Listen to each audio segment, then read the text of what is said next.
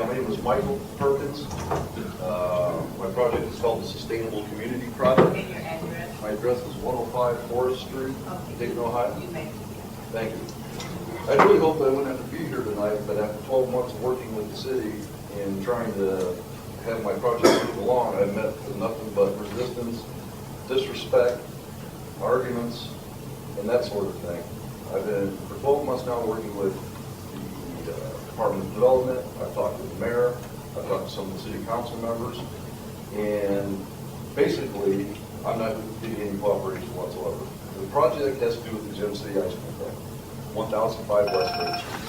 We're set to demolish the building in 2013, and it is the home of the first and second Wright Brothers Bicycle Shop. The actual building housed the first Wright Brothers Bicycle Shop, although I had a conversation with the mayor today who advised me that it didn't. I have all the paperwork to prove that it does. The second spot is a lot just to the side of the building.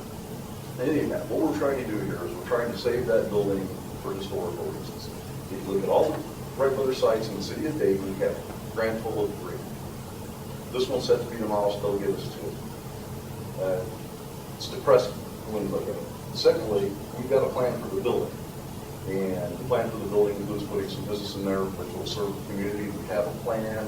We've been working with the Department of Economic Development the best we can. We're getting a lot of resistance every time we file a Freedom of Information request. It doesn't get filled. They give us a development plan guidelines, which we're meeting all the requirements, but yet they still don't want to deal with us. My biggest problem right now, quite frankly, is Wright-Dunbar Inc. Wright-Dunbar Inc., headed by Bootsy. Bootsy and I had a conversation 12 months ago where I was informed that nothing happens on 3rd Street unless she gives the permission. She's a former city council member, that nothing's going to happen there unless she okays it. Okay? This was a conversation between her and I. I've got her card. We've got the conversation documented. The whole 9 yards. Within the last couple of days, Bootsy has taken it upon herself to get with the Public Works Department, the city of Dayton, and tear down about $15,000 worth of fence to the building, which is protecting the building and integral part of our project. I've talked to the mayor. I've talked to the Department of Economic Development. I've talked to every department, and nobody knows how that was done. No one. This is something Bootsy did on her own. My understanding was that she did it because she's going to hold a big press conference on the property and make some announcement.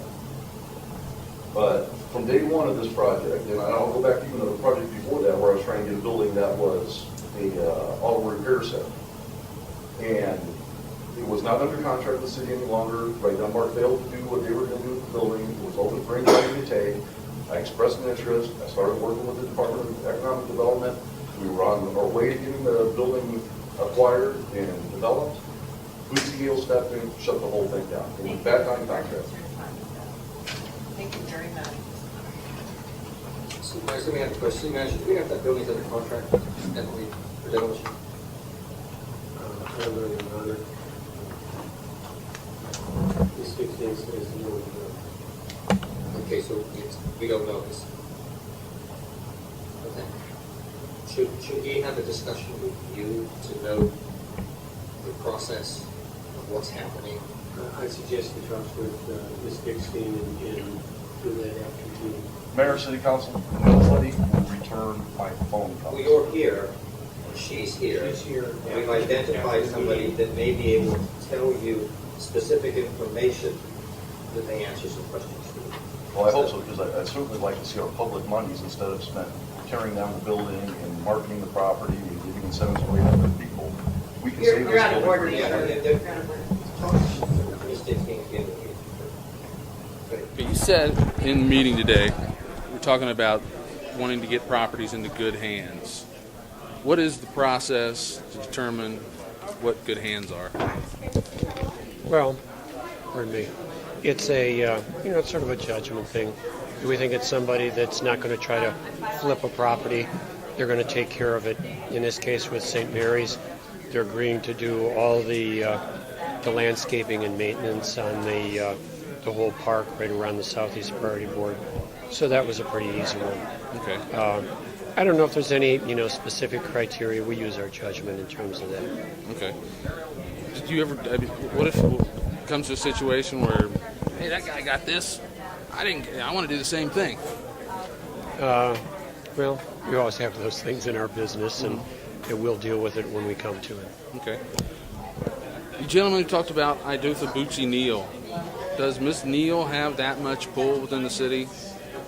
I Or is really there wasn't. something going on? I really wasn't familiar with what he's talking about. He's talking to our development director, and I'm not really sure what the background on all that was. I'm out here just outside of City Commission chambers with Mike Perkins. Mike, you just had a meeting with Shelley Dickstein from the Economic Development Department and another gentleman. I don't remember what his name was. Okay. He's from Public Works. I think it was Fred Stovall. Could be. And what was the outcome of that meeting? They didn't want us in there. Basically, they weren't really wanting to listen to anything. They weren't wanting to see any documents. They weren't wanting to see the business plan. Basically, what they're saying is that Wright-Dunbar Inc. is in control of the property, that basically anything that's going to be done with that property, Wright-Dunbar Inc. is responsible for, that they're the ones that had the fence torn down through the Public Works. And Do they own the now deed to the they're trying property? They're trying to get Wright State possibly to come in and partner with them on the property. But they've told me I'm out of the loop. Would they offer you, say, we've got any other other locations that might, be amenable? This sounds like a really positive project and something, we got a lot of good feedback on. There was no other suggestions as far as different locations, and certainly nothing as historic as the Wright Brothers site. Again, they're just intent on doing things politically the way that they've probably done it for quite a while, and I'm here, I guess, to have to expose the corruption if that's what I have to do. Okay, anything else you'd like to add? I think that will do it. Just a matter of let's get the word out to everybody possible. Let's get some legislators involved, some lawyers, some judges, key people that can help us put some pressure on the city to do the right thing.